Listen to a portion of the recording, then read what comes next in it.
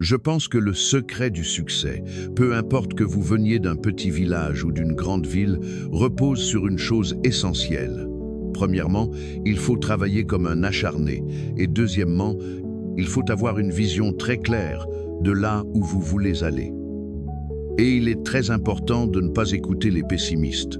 Parce qu'à chaque étape, quand vous prenez des décisions comme « je vais devenir champion du monde de bodybuilding », les gens vous disent « c'est impossible, c'est un sport américain, ça n'arrivera jamais ». Quand j'ai voulu percer dans le cinéma, ils disaient « tu as un accent, ça n'arrivera jamais ». Devenir acteur principal avec un accent? Impossible.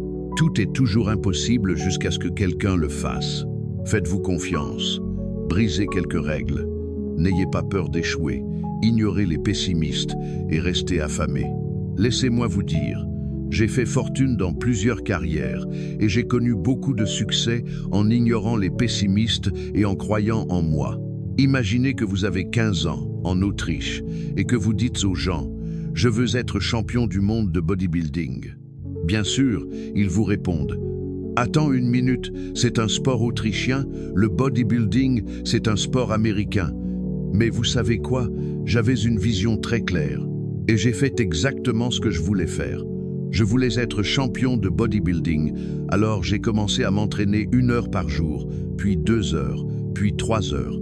À l'âge de 18 ans, pendant mon service militaire, je m'entraînais 5 heures par jour et je suis devenu le plus jeune Mister Univers de tous les temps, champion du monde à 20 ans. Alors, tant pis pour ceux qui disaient « c'est impossible ». Et juste après, parce qu'il faut rester affamé, j'ai fixé mon prochain objectif. Venir en Amérique. Je suis arrivé ici les poches vides, mais plein de rêves, plein de désirs. Je savais que c'était ici que je pouvais continuer ma carrière de bodybuilding et me lancer dans le cinéma. Alors, j'ai immigré ici. J'ai continué à m'entraîner, 5 ou 6 heures par jour, et j'ai remporté un championnat du monde après l'autre. Quand j'ai fini avec le bodybuilding, j'avais gagné 13 titres de champion du monde, plus que quiconque. Et puis, encore affamé, j'ai voulu avancer, car on ne peut pas faire du bodybuilding toute sa vie. Je savais que je voulais me lancer dans le cinéma, mais là encore, j'ai fait face aux mêmes obstacles. Les gens disaient « c'est impossible ». Quand j'ai parlé aux agents, ils m'ont dit « tu ne peux pas juste devenir acteur et te promener dans les films ». Je disais « je ne veux pas juste devenir acteur, je veux être un acteur principal ». Ils ont ri. Oublie ça. Et avec ton corps, regarde tous ces muscles saillants, ce corps surdéveloppé. C'était peu, être bon il y a 20 ans dans les films de gladiateurs. Mais maintenant, c'est Dustin Hoffman, Al Pacino, Woody Allen. C'est eux les nouveaux sex-symboles.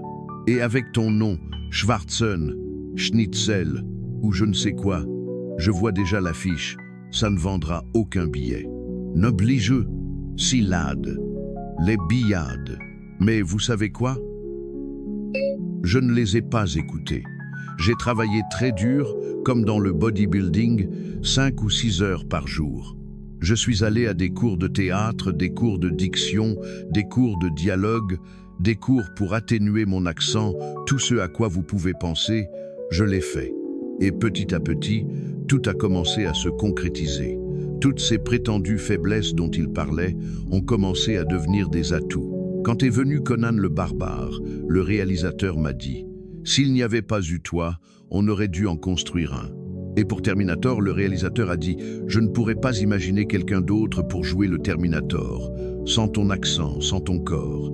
Je ne peux pas imaginer la réplique « I'll be back » avec un accent américain classique. Ça fonctionne tellement bien avec ton accent allemand. Toutes ces choses qu'il disait être des faiblesses sont devenues des atouts au fil du temps. J'ai continué à grandir, à passer d'un film à l'autre, à gagner de plus en plus d'argent, jusqu'à devenir l'acteur le mieux payé avec 30 millions de dollars en 2003. Ça montre encore une fois, tant pis pour « c'est impossible ». C'est pourquoi je vous dis que tout est possible si vous pouvez le visualiser, si vous croyez en vous, si vous n'abandonnez jamais et si vous n'avez pas peur d'échouer. Parce que sinon, vous vous enfermez dans une boîte et vous vous limitez. Je n'ai jamais eu peur d'échouer.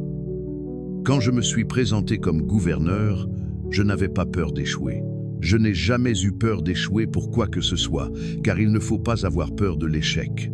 C'est juste une partie de la vie. Travailler comme des acharnés. Il n'y a pas de pilule magique, il n'y a pas de solution miracle. Je suis un grand croyant dans le fait qu'il n'existe pas d'homme qui s'est fait tout seul. Parce que très souvent, les gens disent « tu es l'exemple parfait du rêve américain ». C'est un grand compliment, mais la réalité, c'est que je dis toujours « appelez-moi comme vous voulez, Arnie, Schwartzy, Governator, Schnitzel, peu importe, mais ne m'appelez jamais un homme qui s'est fait tout seul ». Je ne serais pas ici sans l'aide de tant de bodybuilders à Graz, puis à Munich, puis de Joe Weider qui m'a amené en Amérique, qui m'a donné la confiance, qui a payé mon premier appartement à Santa Monica. Sans cela, je n'y serais pas arrivé. Chacun de ces votes m'a aidé à devenir gouverneur. Comment pourrais-je dire que je me suis fait tout seul? Ce serait absurde. C'est pourquoi je dis que ces choses sont plus importantes que le village d'où vous venez. Il faut reconnaître les éléments qui mènent au succès. Dès le début, quand je m'entraînais pour le bodybuilding, je ne soulevais pas seulement pour moi, je voulais élever tout le sport. J'ai toujours voulu travailler pour quelque chose de plus grand que moi, quelque chose qui durera plus longtemps que moi. Je serai parti un jour, mais le bodybuilding ne doit pas disparaître. Mais peu importe à quel point vous réussissez, peu importe votre âge, vous devez toujours rester affamé de plus, affamé d'apprendre de nouvelles choses. Parce qu'on n'a jamais assez appris. Par exemple, quand j'étais jeune, je pensais que la grandeur était directement liée à la célébrité et à la fortune. Je pensais que plus la carrière et l'argent étaient grands, plus cela équivalait au succès.